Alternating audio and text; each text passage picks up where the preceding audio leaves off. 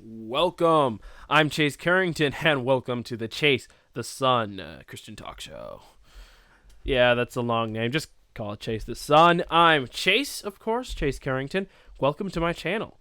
Please, before we get in the stream, if you like what you hear so far, hit the subscribe button. I know I haven't said much yet, but trust me, it is worth it. Hit that subscribe button and also hit the like if you would. I'd appreciate it. Whether you watch this recorded or live, I appreciate liking and subscribing. So welcome. Now, the caption, actually the current caption, I was going to change it, but I just realized I forgot, is welcome to Chase the Sun. The return of TCCS, which is the Chase Carrington Show. Well, sort of. So this is sort of a return of my flagship live show I had, oh boy, probably a year ago. I don't think I've done anything to it except for a year ago because I gave up on live streaming due to my internet situation. I'm not even sure if it's really changed much because I think I'm still having difficulties right now. Lord willing, you'll get a reasonably smooth stream. If not, I'll have to diagnose it somehow.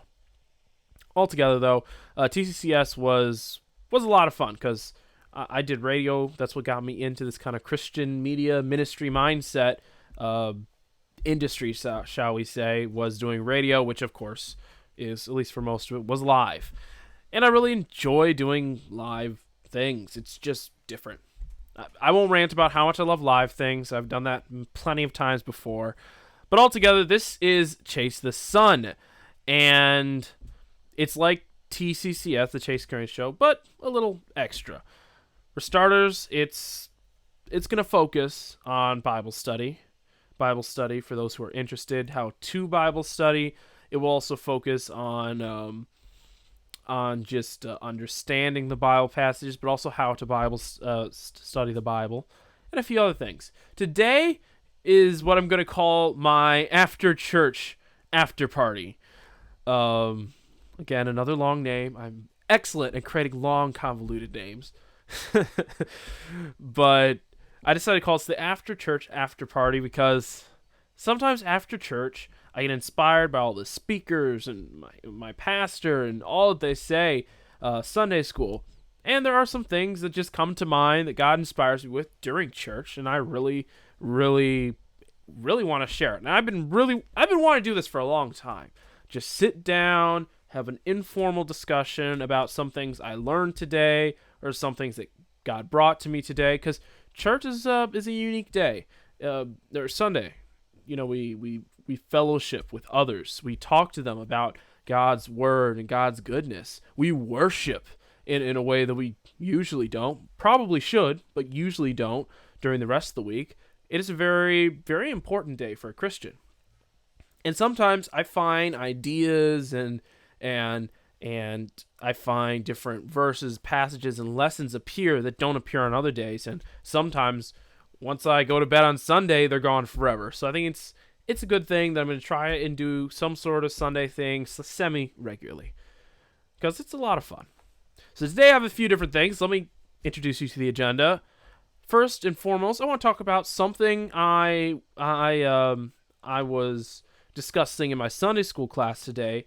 My Sunday school teacher and the associate pastor of my church, Brother Corey, he kind of brought this up, and it reminded me of what I think I failed to do a little bit in one of my other videos. Not that I failed. The video is, I think, pretty good. It's one of my better videos, the one about the 4 types of love. I did that this Valentine's Day. It was a very good video, but I want to revisit it and talk about the concept of God's love through us and to others. And actually even have a little stick figure here to help me out and illustrate this properly. So let's talk about this real quick.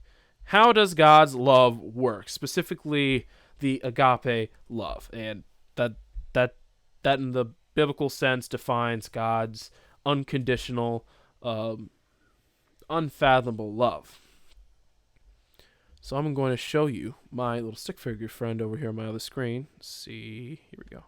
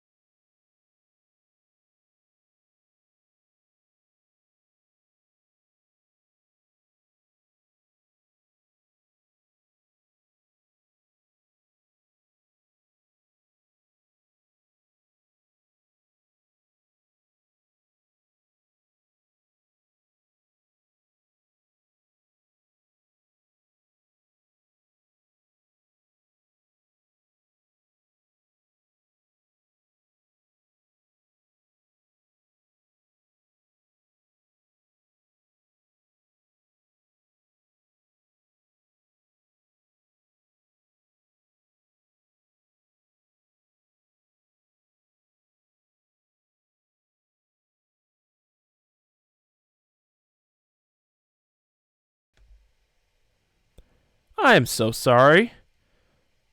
Technical difficulties. Oh boy.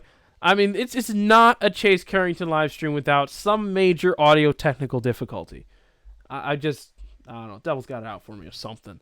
I am sorry about that. Essentially, something's up. My mic was off, and you're just watching me assemble a stick figure with white text in the center.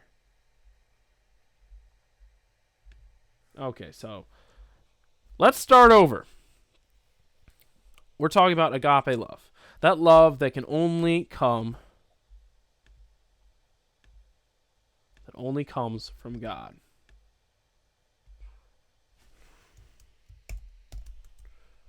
So that love only comes from God. Only God is the true source of unconditional love, because he's the only one who's perfect.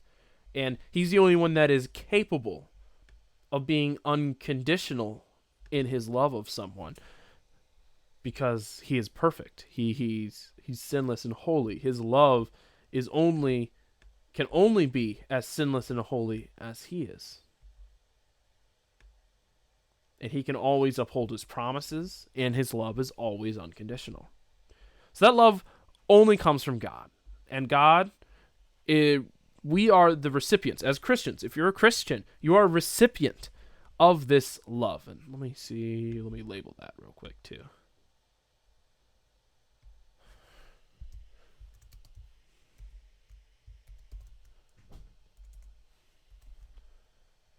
Just using the A as an initial.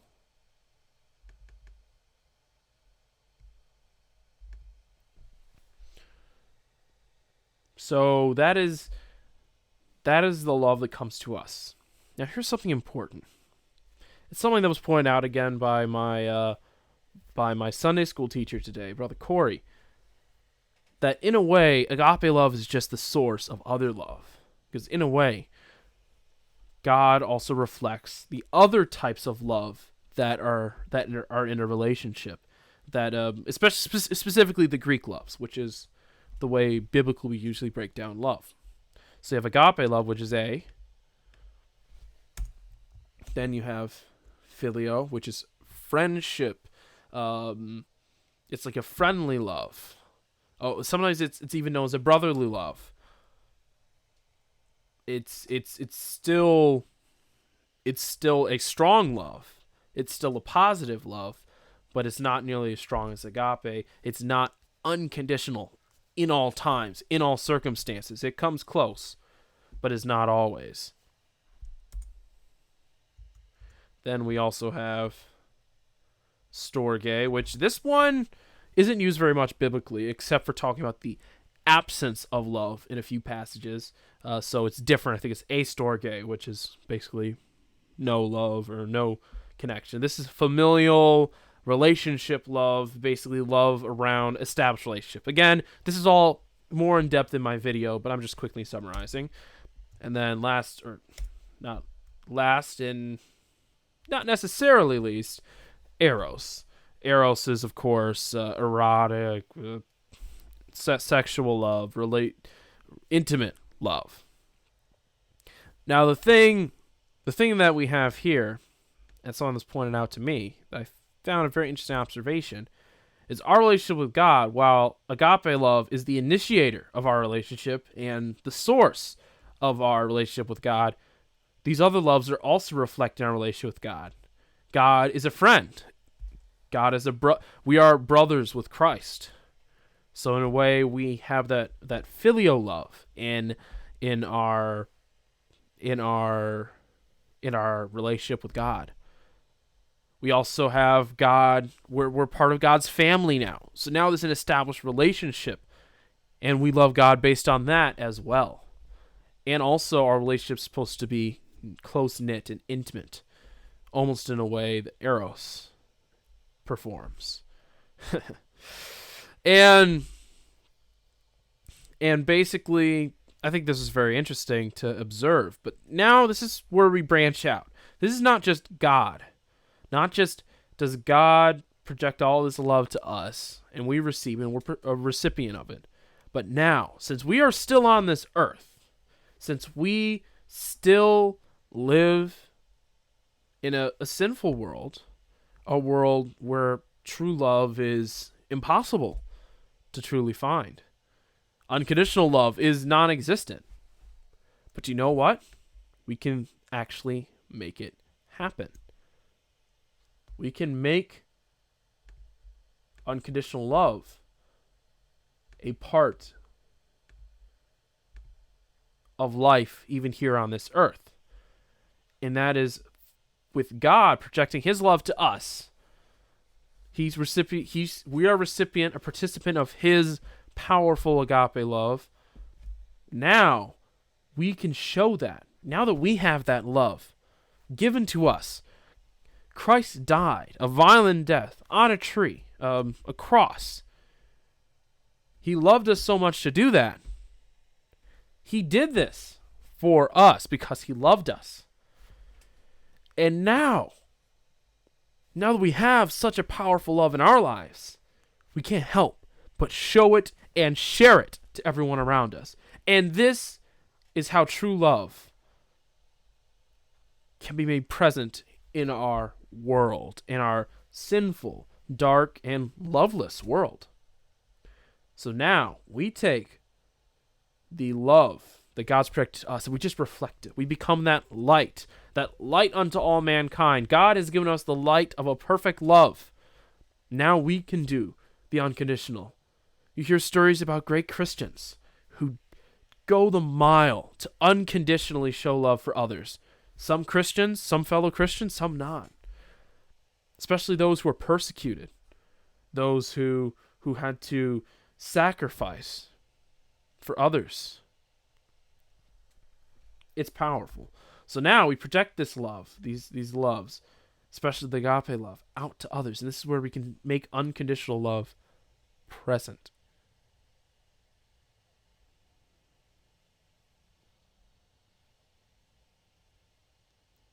Uh-oh.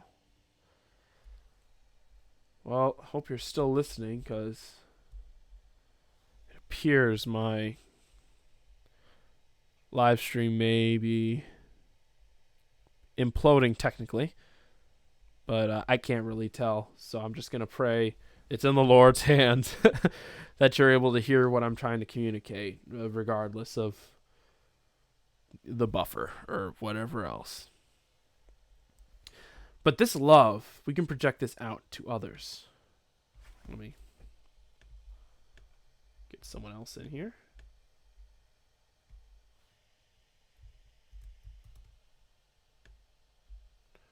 We can project this love out to others through our actions, our deeds, our words. Because now that God has given us this amazing love in a relationship, now we can give it to others and show the world.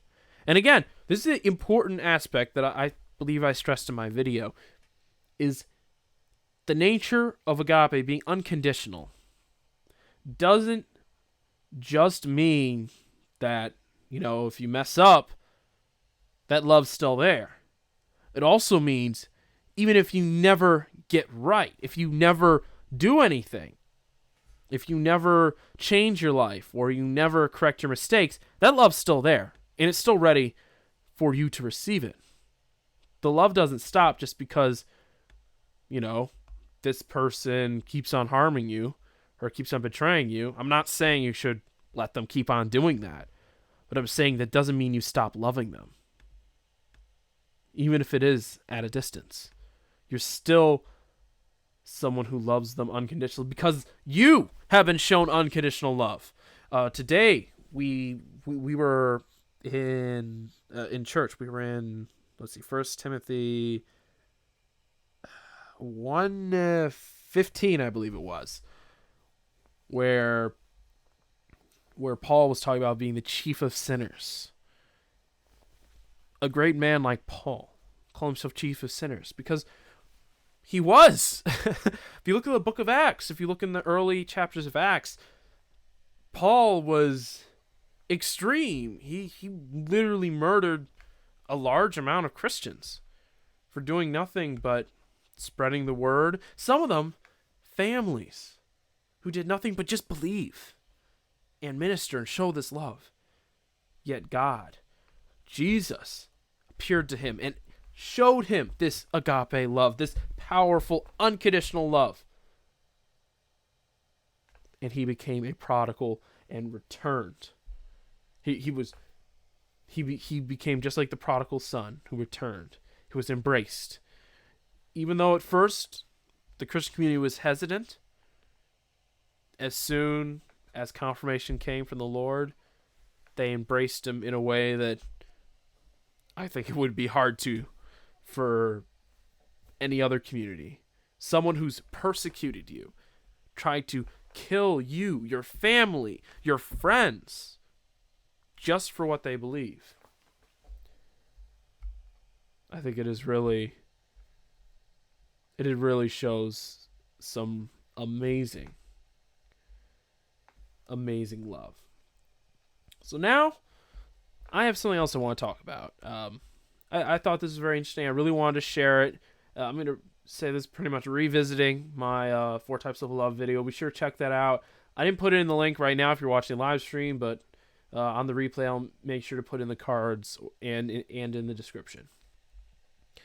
Okay, now let's talk about a fellow named Jabez. Let's see. Yeah, here we go.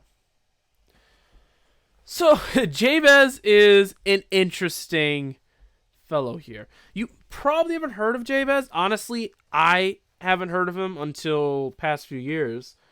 I was not very familiar with the fellow because the guy literally gets 2 verses. In all the many, many verses in the Bible, the guy gets 2 verses sandwiched in between a bunch of genealogies. So, honestly, it's kind of surprising that this fellow is so well known. Well, it's mostly because of his prayer. Not just the prayer itself, but his power. The power of his prayer. So let's talk about that today. So these 2 verses are all we know about Jabez. So I will put a little disclaimer that altogether, Jabez, this is all we know about the fellow, outside of maybe a few minor references to things that may be related. But this is pretty much all we know, and I want to put that out there again. As someone who studies the Bible, I'm not saying that I'm jumping to conclusions, but there will be some hypotheticals that we will put out there because we want to try and best understand the passage as we can. So let's start with just reading the first part of verse 9, where it says, "And Jabez was more honorable than his brethren." So now this is interesting, and this is our introduction to this Jabez fellow. The word honorable here means weighty, honorable, authoritative. I believe that this doesn't necessarily speak to his character, while obviously from the rest of the passage he appears to be a righteous, upstanding, and honorable man. I think this actually speaks to his authority. Because a few sources few commentaries and other resources I looked into said that Jabez was most likely a leader in Judah during the conquest in Judges, in early Judges, which I actually did a Bible study on that on my podcast. Just FYI for you. So I think this really shows that he was a leader and that he had responsibilities, and he probably had a large task ahead of him. So now this is an interesting detail we learn about Jabez in this next part of the verse. "And his mother called his name Jabez, saying, because I bear him with sorrow." So this is very interesting. We learn that Jabez, his name is associated with pain. I believe my studies came up with, essentially, it's not that it necessarily means pain, but it's a play on words. The Hebrew word sounds like the Hebrew word for pain, and it's a very interesting way of going about it. And this is not exactly uncommon, having, the name of your child being the name of the emotion of the moment. One example is Benjamin, the son of Rachel and Jacob. We see in Genesis 35:18, it says, Rachel was about to die, but her last breath, she named the baby Ben-Oni, which means son of my sorrow. And the baby's father, however, called him Benjamin, which means son of my right hand. And so this is not uncommon, having even kind of, shall we say, depressing meanings behind your name, especially during the emotion of the moment. So, so this is very interesting that Jabez, and we'll see this reflected later in his prayer, pain, suffering, sorrow is something that is obviously prevalent in his identity. Whether he let that be a part of his identity or not, we really don't know. But it at least was part of his name, and that's how he came into the world of knowing pain and being a representative of pain and causing pain, which again is behind his name. He was a cause of pain at the beginning of his life. Now, the circumstances around his birth aren't clear, but there's one interesting theory I thought I'd toss out there that, remember I mentioned where it says honorable, that also is translated weighty. Some commentary said that could speak to his size, may explain the pain of his birth into the world, but I'm not. I feel like that's a bit of a stretch, since none of the translations really subscribe to translating this word else into anything else but honorable or something similar. I think pretty much every translation I've read has used honorable. So I'm hesitant to subscribe to that theory, but I thought I'd toss that out there. So now let's take a look at the true bulk of this passage, and that is verse 10. And this I actually want to read all together, and then we'll break this down. And Jabez called on the God of Israel, saying, "Oh, that you wouldst bless me indeed, and enlarge my coast, and that thine hand might be with me, and that thou wouldst keep me from evil. That it may not grieve me." And God granted him that which he requested.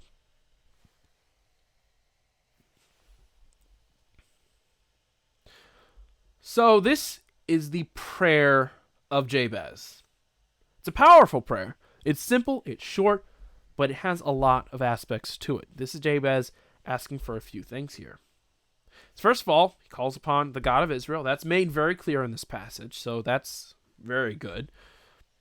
And he starts with saying, "Would you bless me indeed and enlarge his coast," his territories. More common, other translations usually go territory, land, portion. And I think the first lesson to take away from this passage is you shouldn't hesitate to ask for blessings. And while for some Christians that may seem, it's self-centered or is it materialistic, first of all, blessings does not mean you're always asking for a pile of cash or a larger piece of land or a bigger house. I hope that your blessings, if you would say, look at yourself and say, I need more kindness, I need more temperance, or go down fruits of the Spirit even, just say, I need more of this. That can be a blessing indeed, to have something intangible like a fruit of the Spirit, or change in your behavior, to be a blessing. And a blessing could also be an opportunity. And I'm going to go into this. That I think the important application here for us is a blessing can be an opportunity of an expansion of responsibility. Ultimately, the best blessings involve responsibility. Say, you are praying for a new house. Okay? You get a new house. God provides you with a new house. What do you do now? Do you just sit in the house, let it fall apart? No. Getting a house is a responsibility. You got to pay the property taxes. You probably will need to do repairs. Depending on the condition of the house, you may even need to do major renovation before moving in. And I think this is interesting that a lot of blessings involve the enlargement of your area of responsibility. Say another thing you're praying for is you want ministry opportunity. You want to be blessed with ministry opportunity. You have the desire. But yeah, if you say your pastor grants you the chance to work with the Sunday school, okay, what do? You sit back. You say, okay, I finally got that blessing. I've been blessed with this opportunity. No. You now have responsibility as well. And I think this is important. This is very important. And here's the thing, though. And I think this explains the rest of it. Because honestly, we could just simplify this. It could just be, okay, oh, that thou wouldst bless me indeed and enlarge my coast. That's it. We get stuff. We want a blessing, and we want to enlarge. But no, that's not where it ends. Jabez, in his wisdom, adds to this and asks for a few things. First, he asks for God's He asks for God's guidance. Where it says, how did I lose it? Oh yeah, and that thine hand might be with me. That thine hand might be with me. I think this is incredibly interesting. That we can talk about Jabez. He's asking for guidance in both maintaining and achieving his blessing.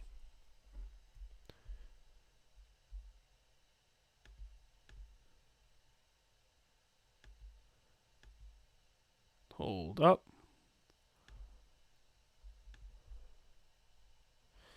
In both maintaining and achieving his blessing. Because I don't know if we talked about this specifically quite yet. I don't think we did.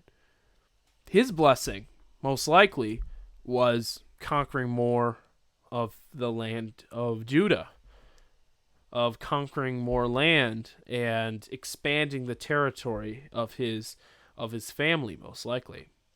During the conquest of Canaan, during the time of Judges, early Judges. So if that was the case, Jabez was well aware that he had a hard road ahead of him. He had most likely battles ahead of him. So he wanted God's guidance, his hand to be with him. And not just guidance. I mean, God's hand is an interesting illustration. Usually does show might. Like it says, and that thy hand, well, no, that's not what might means there, but usually it also shows power, comfort. So it's so much more than just guidance, but I want to narrow down on that. So now let's apply this to your life. So again, let's say you're blessed with some sort of responsibility. Let's say you've been blessed with a job. Well, you don't know what to do, like you run into a situation. Pray that God will bless you with the wisdom to go with that job. Pray that God would guide you through getting that job. See, praying for a blessing, sometimes you don't know what you're in for. When you pray for one singular blessing, there's so many things attached to it. So many experiences and character traits that you may gain through this blessing that you don't see yet. So pray for that guidance. God will guide you through the trials that may come with the blessing. And also the rewards, the abundance. Say you have a good job now. Now, what do you think? What do you want to do with all the money you get? Well, God can help guide you.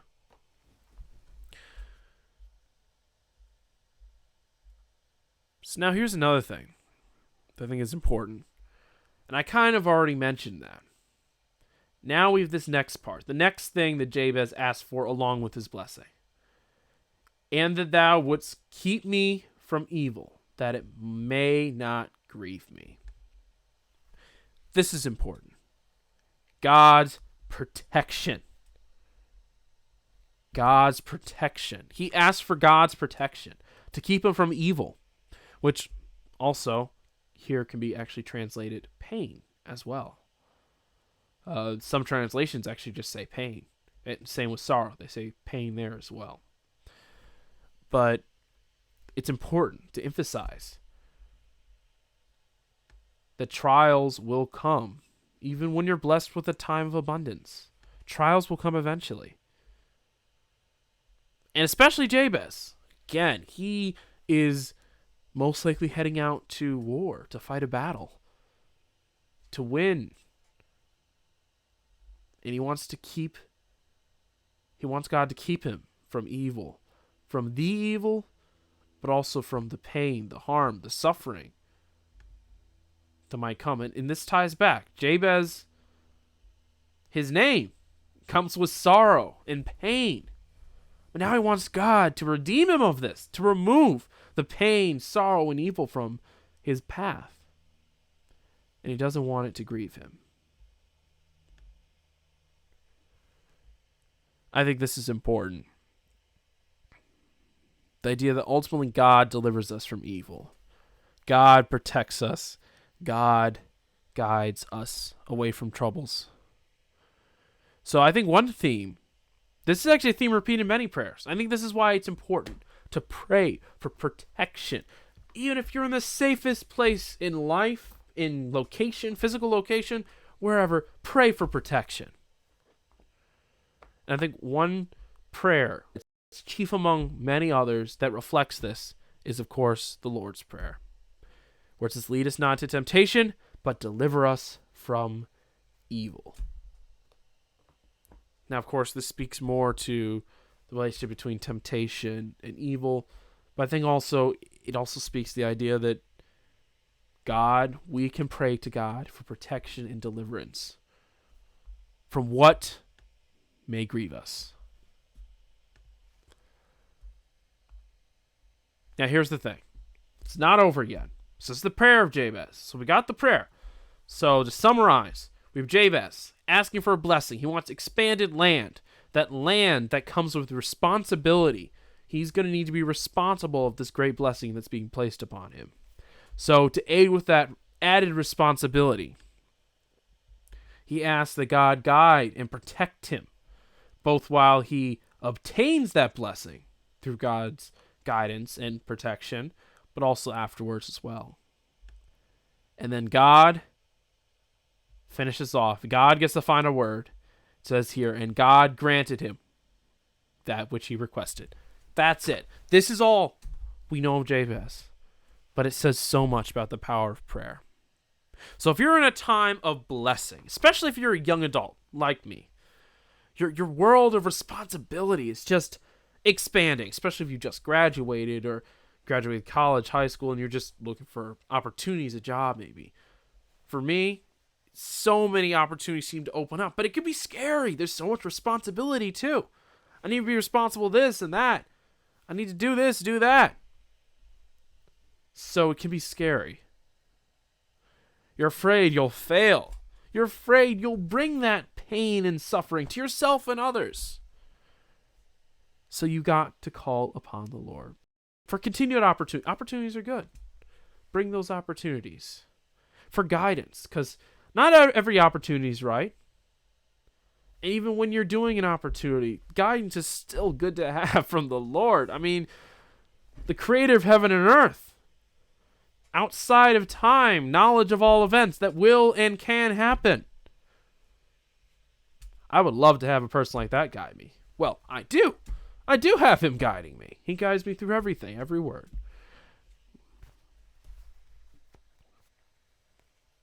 And last but not least, we need to pray.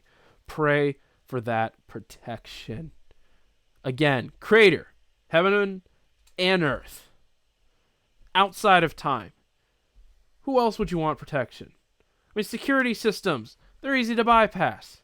Even if you have armed guards, they're still humans. If someone comes in with enough firepower, they're still going to fail.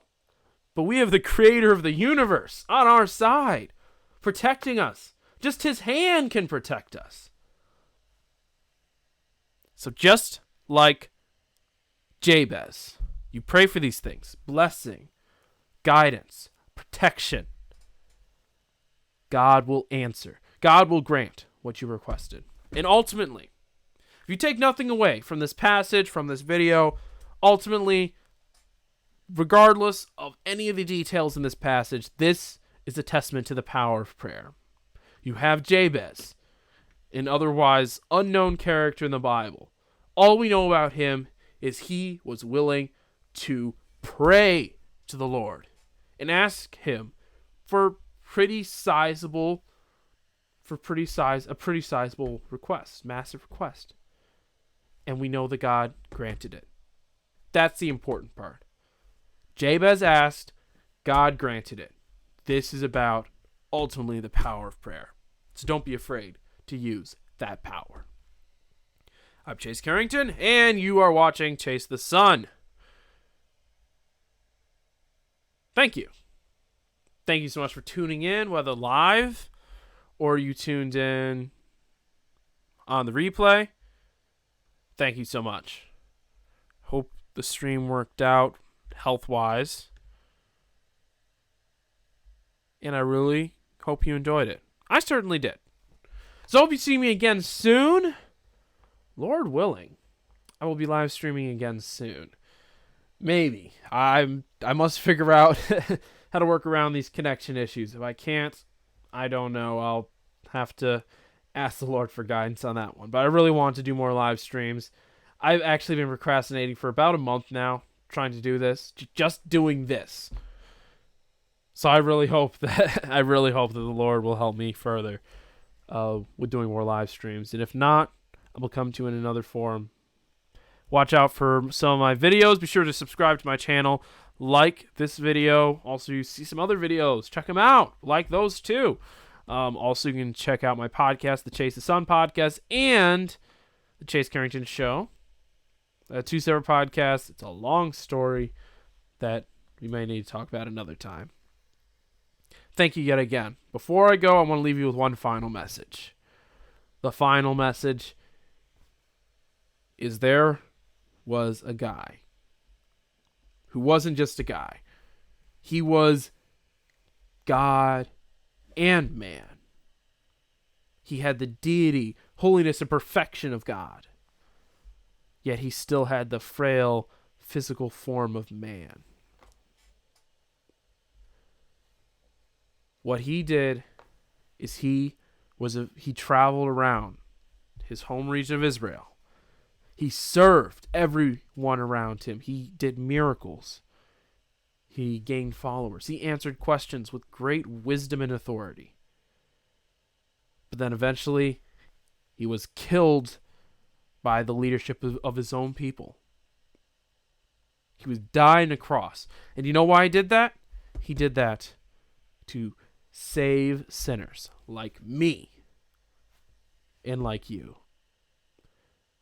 He died as a sacrifice to cover our multitude of sins. And that would be the end of the story. But it doesn't end there. That Sunday morning, the stone rolled away and he rose again, breaking the hold of death on those who were sinful but received this gift that he had now put forth, the gift of his redemption. He died in our place, so these sins, our sins, can be covered by his powerful mercy, his grace. And if you accept that gift of the covering, the redemption of your sins, then death will no longer have a hold on you either. And we will meet again with him and with each other in heaven one day. That is my final message. I'm Chase Carrington. God bless and good night.